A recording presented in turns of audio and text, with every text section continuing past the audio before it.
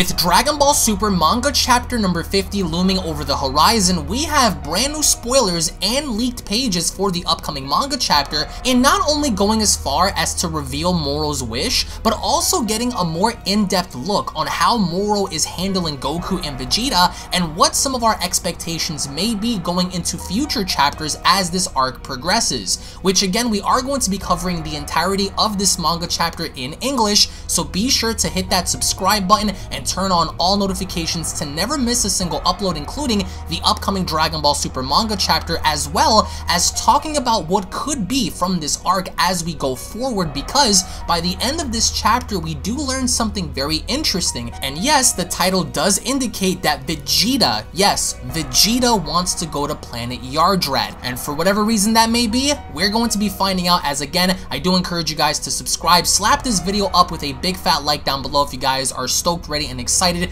for more awesome Dragon Ball content, as we are also going to be addressing the future of the Dragon Ball Super anime series on this video. So, from the very beginning, we go to the Galactic Patrol prison station, to where we understand that several people are being kept within the prison, and what's most interesting about this as we take a look inside is that there are several Galactic Patrol guards that notice shackles and notice cages having to be loosened or completely blown right through. So, the Galactic Patrol guards are trying to figure out what exactly had happened. As they go about patrolling the entire station, which of course we do also get to see an entire captivity zone filled with lots of prisoners, we also go as far as to understand that it is because of Moro having to make his third wish. As you guys can see on screen with Porunga in the background, we understand that Moro's initial wish was to free all of the galactic prisoners. Now, Moro may or may not have a direct connection to some of these prisoners, as I'm going to show you guys how some of these prisoners look,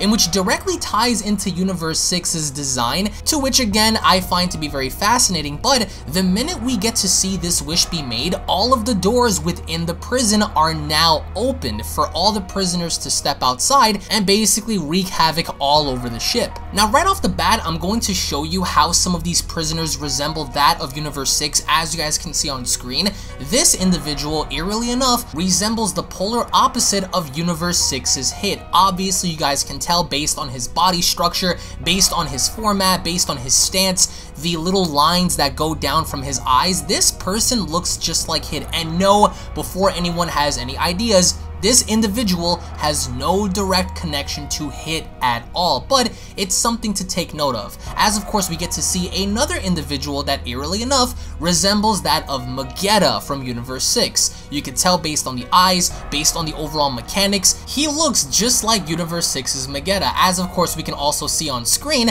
this individual resembles that of Boltamo, a darker, more huskier version of Universe 6's Boltamo. So what I really enjoy about this is seeing the fact that most of these characters look eerily enough identical to some of the Universe 6 fighters we've seen during the Universe 6 arc involving Universe 7 as well. But we also have another little character that resembles that of Finn from Super Dragon Ball Heroes, which again, Finn is supposed to be the quote demonic version of Gogeta in Super Dragon Ball Heroes, all that mess happening out there. But as you guys can see on screen, these are some of the prisoners that Moro had initially freed from the station, which I find to be very intriguing. But when we go back to Goku and Vegeta, it looks like Maris and Jocko, everyone had figured out that Moro's wish was to free the galactic prisoners. And on planet Namek, right before Goku and Vegeta engage against Moro, Goku spots a massive ship in the sky, and this ship shoots out a massive energy blast that literally almost destroys a little portion of the planet itself, because we get to see from space how impactful this blast is. And on top of all of that, once we see Moro on top of the ship, one of the prisoners go on to bow down to him. So we don't know if this is Moro's friends, if these are his buddies, if these are simple accomplices. We all remember what happened to Raspberry, right? How Moro went along to lie to him after feeling betrayed, or at least deceived in the idea that Raspberry wasn't going to deliver that wish that Moro wanted. So Moro Moro is not alone, and he's actually greeted by these individuals, but as soon as all the prisoners touch down, I find it very interesting how they all collectively come together to battle against Goku and Vegeta. Now also keep in mind, Moro's goatee kind of grew out a little bit. I'm not entirely sure as to why, but the moment we get to see all of these individuals on screen bum rush Goku, Vegeta, and the Daikaio, Goku and Vegeta initially go Super Saiyan Blue as they're casually able to literally beat the crap out of all of them. So, in case you're wondering, oh man, are these god level characters? Are these characters that are supremely powerful in comparison to Blue? Not really. I mean, these guys could be equal to Super Saiyan 2, Super Saiyan 3, hell, maybe even Super Saiyan God, but in Super Saiyan Blue, these dudes are getting wrecked. Back to back, hands down, pushed, punched, kicked, everything you can possibly name Goku and Vegeta do to simply put these dudes in check. But Moro isn't concerned at all, because even while he's watching all of this go down, he's so demonic in his approach that I absolutely love the way he's just watching all of these prisoners essentially try to beat up Goku, Vegeta, and the Daikaio. And if you guys haven't seen Batman, this reminds me of the Batman movie where Bane basically broke out all of the prisoners from Gotham City and letting them know, this is your town now, do as you please. So basically Moro here is Bane, and that's the initial message that I got here, is the fact that Moro is the ringleader. Moro is the cream of the crop here. However, what's most interesting is, despite what Goku and Vegeta do, it looks like their powers aren't simply going to be enough. Now, Goku and Vegeta go from Super Saiyan Blue back down to Super Saiyan God, and then back down to Super Saiyan 2/3, Super Saiyan, and then Base. So Moro, once again, is taking the life energy, more of the life's energy of the planet, and Goku and Vegeta in his attempts of consuming that and getting even stronger. But by no means does this imply that Moro is stronger than Beerus, or if he's stronger than Broly, or if he's stronger than Jiren. No, not at all. It was confirmed by Vegeta in manga chapter number 49 that if they were to fight Moro at full power, even just one of them according to Vegeta, they would have the necessary abilities and skill set to defeat him. But what makes him very unique and deadly is his magic. So this is something that Goku and Vegeta desperately need to take note of, is the fact that this is a very similar situation to what happened during the Future Trunks story arc, where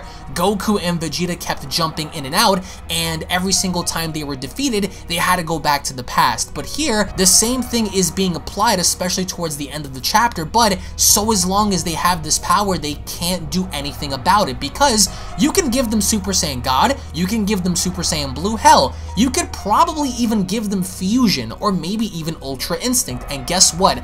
Moro could still probably take that energy and consume it within his body, taking that energy and simply getting stronger. And as Goku tries to bum rush one of the guards, I love how he goes from Super Saiyan God back down to Super Saiyan 3. So yes, Toriotaro is executing and utilizing Super Saiyan 3 in this manga, even though both of the Saiyans are getting their butts handed to them. What I really found fascinating is how the Daikaio at some point literally got the crap beat out of him so bad to where Goku and Vegeta recognized this, and when they tried to help him out, they were being bum rushed by all of the other individuals and preventing them from saving the Daikaio. And that's what's in Moro's plan. He wants the Daikaio to be destroyed. He wants the Saiyans to be destroyed, but notice how he's not doing it himself. All Moro's really doing is collecting energy, and by the end, I really enjoy how Jaco and Marish try to step in as the little Namekian boy heals the Daikaio momentarily,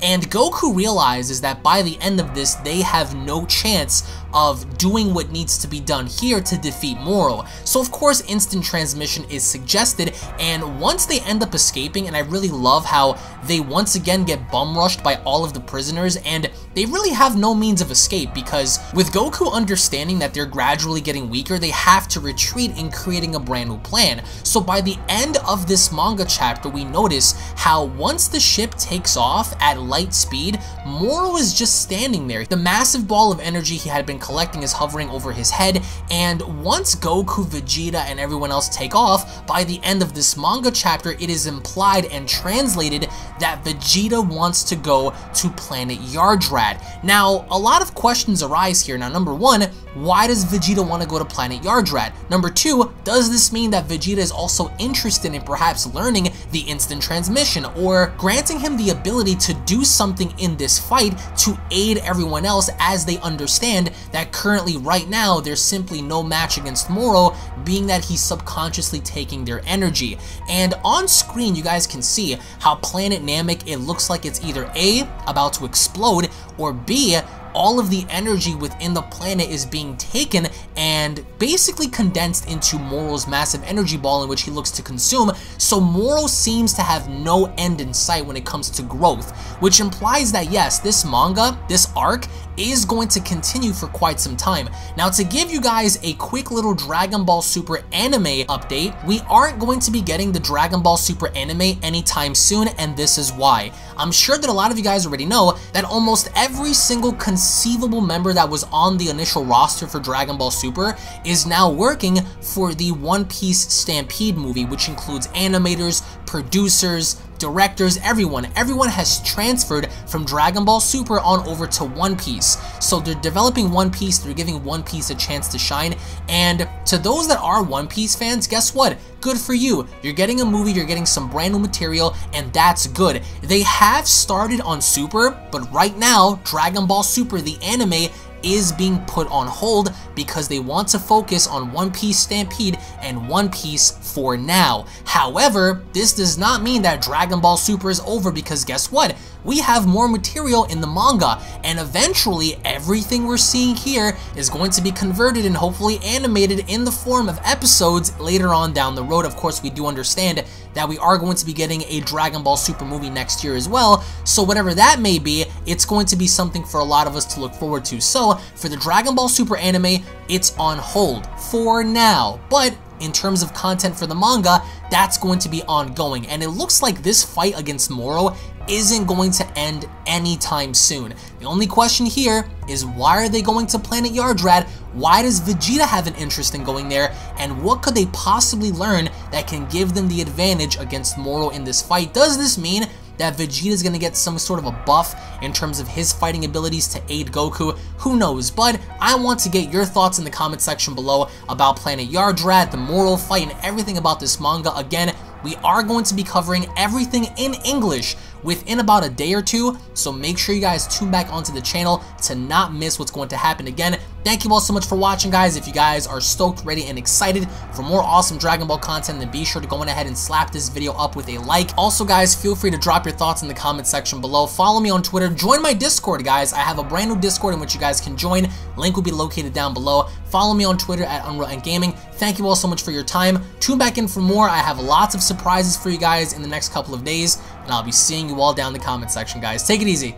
Peace! This is the Galactic Emperor of the Universe, and of course I'm here to tell you to subscribe to Unreal End Gaming. Also follow Unreal End Gaming on these social media platforms to stay connected at all times. And if you don't, then very soon you will all be dead! Oh, did someone say Unreal End Gaming? Oh my god. The fuck's up, on? Put on some clothes! Well, why don't you put on any clothes? What? I don't need clothes. Jesus Christ, that's huge! What, Broly? Frieza. Uh-oh. Prepare to die!